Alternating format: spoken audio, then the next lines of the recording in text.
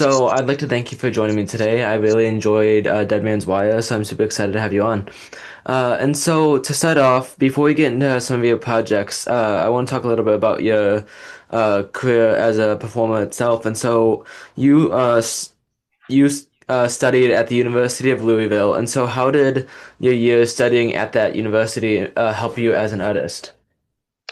Um, it gave us a lot of freedom. It was a relatively small program. I don't know the numbers offhand, but it was, smaller than your average drama school. And there were like four main stage plays a year, and that's where all the budget for the department went to. But throughout the year, you could do these student-run shows. They would be like two one-act plays with something in the middle. And during that period is where I really developed, I think, as an actor, because I started working so much more behind the scenes. I was directing things, figuring out how to create light plots, probably very badly at first. And even during that period, I also started an improv troupe that would kind of fill in that midsection between the two one act plays to basically pad the running time of the overall show and make it worth it for people to come and buy a ticket. Um, and I had no idea at the time, but that improv troupe would go on to tour like most of this region. We were doing like 2 to 3 shows a week for the better part of 8 years. And that impact that having the regular improv shows had on my acting kind of post drama school it is probably among the biggest impacts to my acting. It helped me to kind of tame my fear, uh, not worry so much about failure because I could always try it again Yeah. the next night or the next show. Um, but whatever was happening in the department at U of L at the time, there was some alchemy because so many of us are still in the industry. In fact, Daniel R. Hill, who plays Tony Kuritz's brother, Bill Skarsgård's brother in Dead Man's Wire, was at the University of Louisville with me in Oh, drama wow. school, and then he moved out to LA like a little over a decade ago, Yeah. and then he got booked out there for the part, and I got booked from here, and we've always been good friends, Yeah. but both of us don't really have an answer as to like what was the magic that Yeah. was going on at the time. It's just a great group of people, just a great community of support. Yeah, for sure. And improv's so much fun. I absolutely love doing improv. Like that's such a fun like way to perform as well. Like I'm doing an improv show right now. It's just so much fun to do. Like It is so addicting in yeah. all the best ways. And at Everything Cinema, which is an acting studio that I own, I coach and teach improv classes, and it's really cool to see all kinds of people from all kinds of backgrounds, not necessarily performers, coming together doing improv. And some people are there to deal with social anxiety. Some people are just bored with their 9 to 5 job and want something different, and others are trying to gain the improv skills for their acting. Um, and that's become really rewarding over the years, like to give back that aspect of improv. And in a movie like Dead Man's Wire, Gus is known for improvisation or opening the floor to that in takes, and there's like a significant chunk of one of my scenes that was improvised. Really. Awesome. So it's cool to like always be Yeah. using that skill. Yeah, for sure. And so along with on screen and on stage, you also have some director's credits. And so what are some of your favorite things of directing and also writing because you have a few writing credits as well? Yeah. So when I started Everything Cinema, one of the first things that I knew a service that I knew I wanted to offer was to create custom scenes for clients. And I didn't really imagine at the time like how big that service would become. Um, and it was a great way for me to learn how to direct film. I mean, I thought that I knew. Yeah. Foolishly, I thought I knew because I listened to directors' commentaries all the time on the Blu-rays, but um, I quickly learned that I didn't really know a lot, and that the prep was going to be so important. And so that's where all of that started from. Just working with clients from all different age groups, all different experience levels, trying to help define their like good acting types for them, and then create these custom short films that would reinforce that, and they could use that as marketing because it's really hard to get marketing material if you haven't been booked for something. And so there's this cyclical thing that happens. Uh, and yeah, and so it's great. And also like as a writer, like my first client for this when I first started that service was an 11-year-old girl. And I was like, I do not know how to write for an 11-year-old girl. And that was like the greatest gift that that gave me was to sort of get over that. You know, don't try to write like an 11-year-old girl because Yeah. that's in my mind it's going to be silly. So just kind of write something from my perspective while also recalling as best I can how I felt at that time in my life. And yeah, it was great. You know that I've been able to do direct commercials, short films, tons and tons of custom scenes. Um, I just there's really very few aspects of the filmmaking process that I don't love. Yeah. And I think that's really to be able to communicate to different departments is key for a director, but also for an actor that you can kind of know your place in the hierarchy, be able to ask pointed questions in a polite and appropriate way. And you often find that if you approach it that way, that every department is so collaborative, even if you're just like Yeah. a day player. So Yeah, for sure. And so you have a bunch of acting credits, including My Boyfriend's Wife is Dead, Dance for Me, Mayor of Kingstown, and most recently Dead Man's Wire. And so what have all these projects taught you, and how have these projects helped you improve your craft as an artist? yeah, I mean, I think it goes to highlight the thing that I love most about the craft of acting, which is that I will never master it.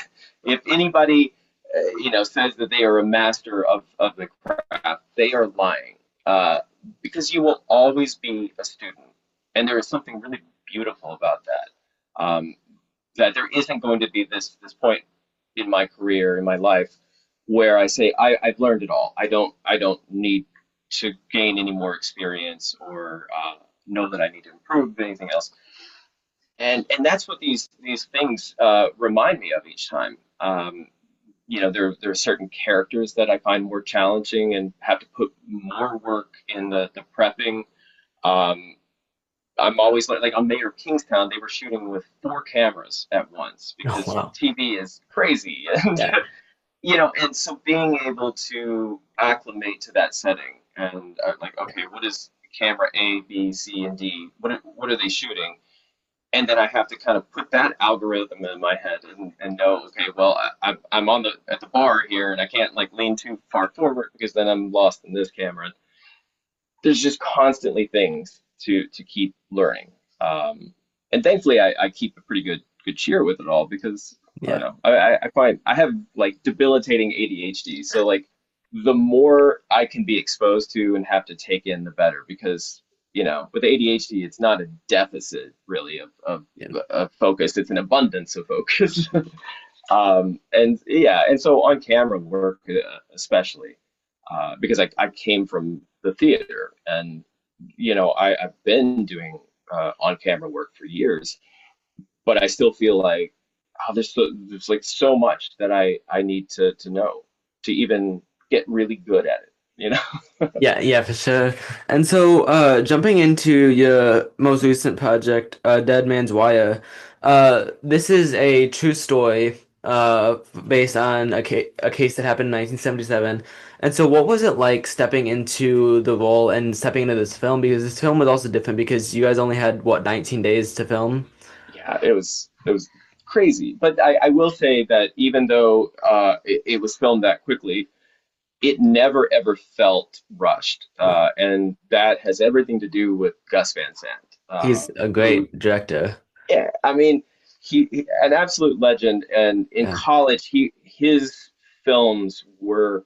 so critical to my development in my being a cinephile, Yeah. and also, his choices in the way that he directs projects. It I still can't believe it happened. I mean, I'm still sort of processing it over a year later. But I play Special Agent Patrick Mullany, who was a real FBI agent. He was the guy who came into Indianapolis to essentially take over the crisis from the local police because they were kind of at a loss. Nothing like this had ever happened. And Mulaney was kind of critical in the mid to late 70s, starting to bring in more psychological profiling into the FBI. The show Mindhunter isn't about him, but it's about that period, that transition in the FBI. Instead of it, okay, this is a villain, we've got to take him down as efficiently as possible, but instead bringing a sense of empathy. What is behind this man's crisis that is now a full blown crisis outward.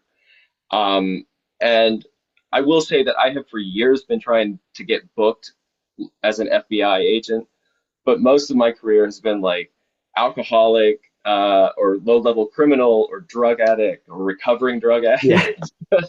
um, and so that I that I finally got to achieve this goal of getting to play an FBI agent. But not only that, but in a Gus Van Sant film, I think like goes a long way to explain why I'm always worried that I'm going to wake up and discover it was a dream.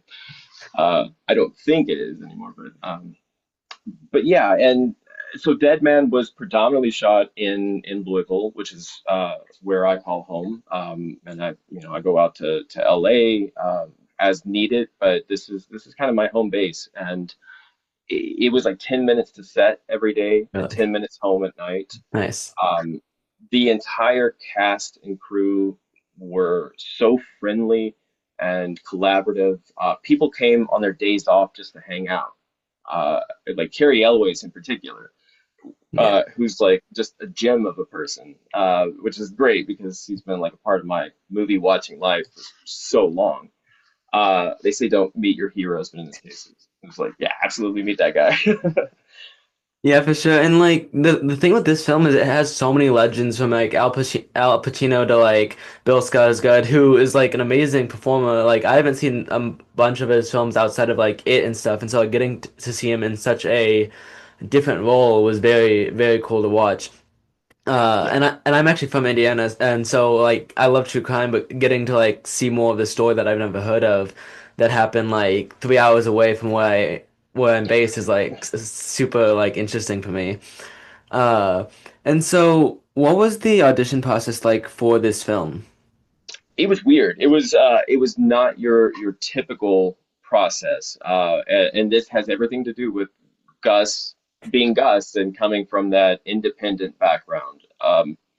It started with a personality chat. There was kind of a pitch with what the story of the film was at least loosely going to be about.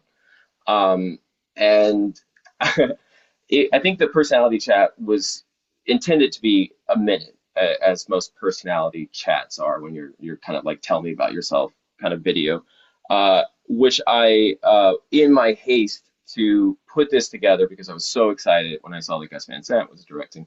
I just didn't clock that, which is like bad as an actor to do that. And I went on for like 3 minutes at least because the prompt was, here's what the story's about. How do you relate to Tony Kritzis or his issue with the mortgage company? And it just so happened that I had a very genuine response. My mom and dad had to deal with a very shady mortgage company, Yeah.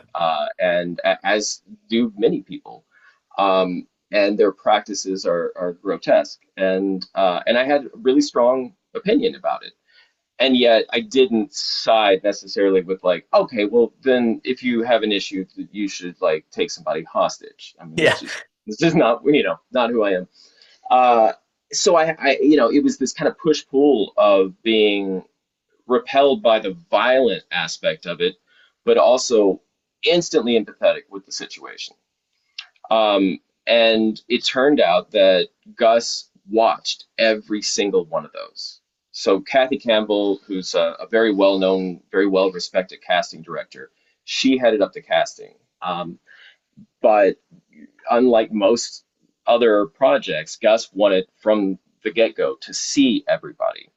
And I was told later that some people skipped out on doing the personality chat. They just like filled out the digital form and sent, I think sent like the headshot. Why anyone would ignore something like that, beyond me. Like you just have to do that as an actor. Um, but yeah, so he really liked what I did, and then that led to me getting an audition for the role of George Martz, who's the district attorney, who is in the film played by the great Michael Ashcraft. Um, and I did it. I got to my friend's studio to have her read with me and put me on. But my car broke down on the way there, and I had to like carry my wardrobe and like get my car off to the side of the road because it was like I was running out of time. It was insane. But I think that the intensity and that like emotional triggering that was going on at that time ended up carrying into the audition. And then I got a call back, and I thought, oh, cool, what an interesting character. Then I discovered that the callback was not for that role, but the role of Patrick Mullany. And I, I was so excited because they are teasing in that audition sides that I had already done about this FBI agent that was coming in. Uh, I love the sides for the callback. I prepped like never before for it, and virtual callbacks are very strange. Yeah. So I didn't wait to the last minute to get my laptop set up and the lights and everything. I mean, I got it up early that day and just kind of ran it over and over and over, kind of robotically, so that I could stay loose. And then I met with them in the virtual along with other actors who were reading for different parts. And the best acting that I did was like not freaking out that Gus Van Sant was on the other end of Yeah. this virtual.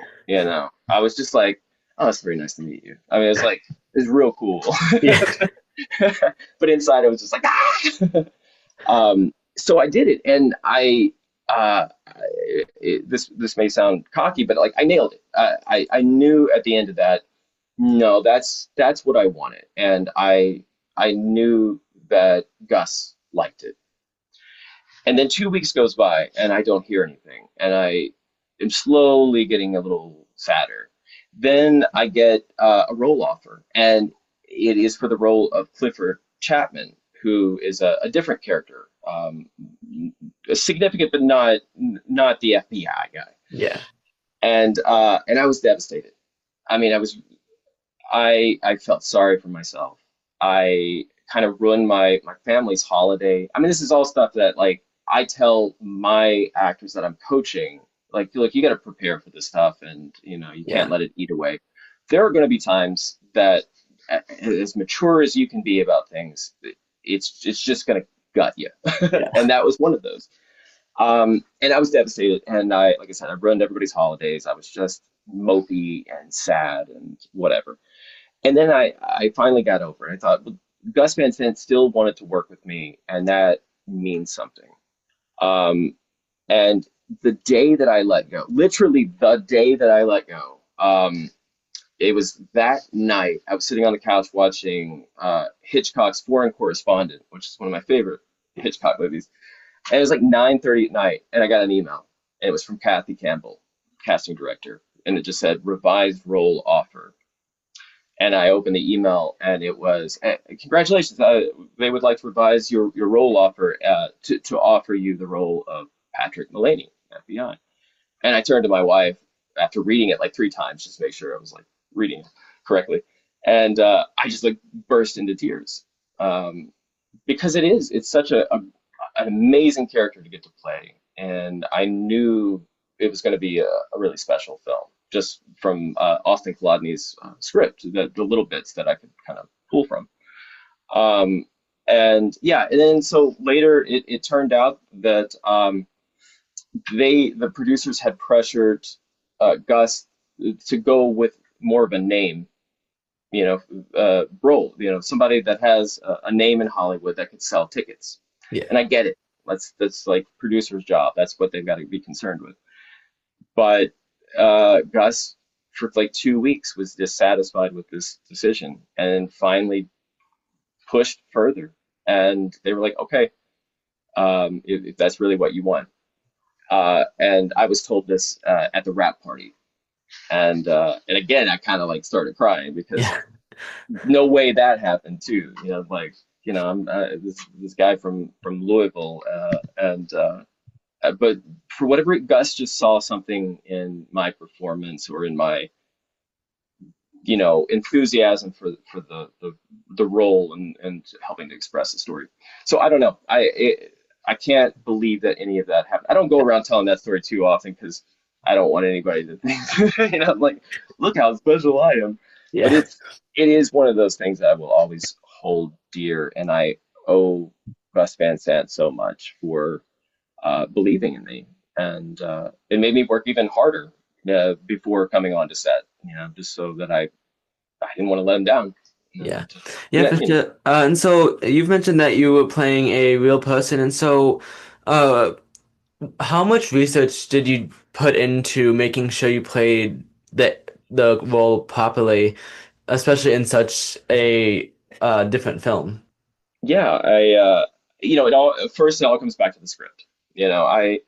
I knew I know Gus Van Sant's films very well, so I know the kind of freedom that he allows, and I knew the tone and like the grounded realness. That's what he was after, and it made sense certainly for this man. This is Patrick Mullany, and I tried to get the FBI to put me in touch with his family, and they didn't.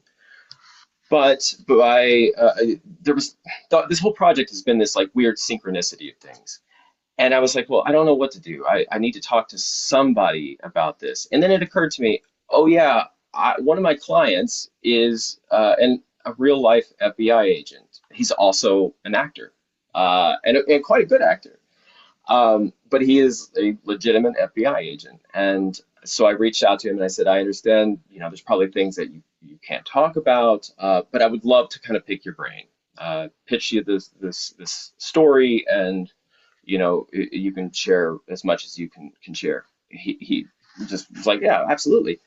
So we sat down for like 2 hours and just had a back and forth conversation. And he brought his notes from Quantico, which is where you train as an FBI agent. And it happened that his specialty early on was hostage negotiation, which Wow. I did not know that part. Yeah. And he said, well, I brought these notes from my Quantico days. I thought maybe this would be helpful for your role. And I'm like, what? Yeah. Um, and yeah, it was awesome. I mean, he helped me to understand like between scenes what would be going on, what would Mulaney be doing, which a lot of it is like reporting back to headquarters. Like every decision that you make, you report back. Yeah. So it's like, okay, well that helps. And then a little bit more about empathizing with the hostage taker, and how to communicate. And I just memorized all of the notes. And I thought, okay, I'm just going to store this, and if it comes up, if there's an opportunity, I will approach it. And it just happened that like the day of like my biggest scene where I come in to meet the detectives for the first Yeah. time, by that point, Gus and I, had a real easy working relationship. And he's just so collaborative. And I said, I actually met with a real FBI agent. And he was like, you did? Yeah, yeah, yeah. And I said, oh, kind of telling about the empathy and all these things. And he goes, oh, okay. Well, why don't you write it on the chalkboard and then maybe just take questions from the detectives? I said, all right. And it was like, oh, okay. All this improv training and all the research that I actually like made an effort to do, I can mix that all up. And then like a lot of that made it into the final film. Like everything with the chalkboard, And when you go see it, you'll know what I'm talking about. That Yeah. it that's all improvised. Oh wow. Um, and Carrie has a certain word. Carrie Elways has a certain phrase that he says about what's going on, uh, and he repeats it a lot. And it's because Michael Grable, who he is portraying, actually said that. That was like his catchphrase in real life because he did get to meet with Michael Grable's family. He took him out to dinner and like got all of their stories. So we had this like back and forth. Kind of between takes, and it was like, okay, well, we're going to work what you keep saying. I'm going to work that into the chalkboard thing. Yeah, and so point being, yeah, sometimes you got to really do your research. Yeah. Yeah, for sure. Sometimes And uh sometimes like, you can wing it, but not yeah. that time. Yeah, for sure. And so if you could go back in time, what advice would you give to your younger self? Chill out, like calm down. Nobody cares. I mean, nobody, that seems kind of harsh, but like early on, I was so stiff as an actor. I had such good instincts and an intelligent approach that I still apply and I'm so proud of. But I was so filled with fear about how people were going to think of my performances that I ended up being so stiff on stage all the time. Um, you can't ever get rid of your fears, but you can certainly tame them. Um, and it took me many years, and certainly the improv had a huge impact on that. But just like the experience over and over, like okay, it's not the end of the world. If I screw this or that up, if I can only do the best that I can do. And I think one of my strengths now as an actor is not letting that get in my way. I was really worried on like Dead Man on the first day. I was worried that I was gonna like because I deal with imposter syndrome like so many people do, especially actors. I don't belong here. I'm a fraud. They're gonna find out, and they're gonna be mad. You know Yeah. that, and so a little bit of that started to kind of creep back in the night before, and I just sort of gave myself a pep talk, which is not something I normally do, but I was just like, no, you're gonna do great, and you're gonna be fine, and you deserve to be there. Um, I've been working half my life. It's like, okay, it's fine. And I showed up on set, and mercifully, everybody was just so sweet. Bill's amazing, Yeah. collaborative, funny, and Dacre is so sweet. Coleman is like the coolest guy ever, and I mean, just from the top. At the time, we didn't know Pacino was going to be in the movie. Yeah. Now, maybe I would have added like this extra freak out. If I would have known that one of the actors responsible for me becoming an actor because I Yeah. just love his performances so much. And you Maybe only that had would have one made day with Al. Like he was only there for one day, so that's even he was actually mostly like his scenes were shot in LA. really. And it's not because he's Pacino and he didn't want to come to Yeah. Kentucky. It had nothing to do with that. They needed palm trees because his character ML Hall Is is in Florida the whole time. yeah. And so they wanted outdoor scenes. They needed to shoot through windows and have a vegetation that made sense. But I did get to briefly meet him at the red carpet premiere Oh, in awesome. LA 2 weeks ago. And Nice. and again, good acting on my part because I was Yeah. like, oh, but Yeah. like inside I was just Yeah. Yeah, and for sure. he's And so that actually wraps up the interview today. I'd like to thank you for joining me. thank you. Of course. This was great. I really appreciate the opportunity to talk about this.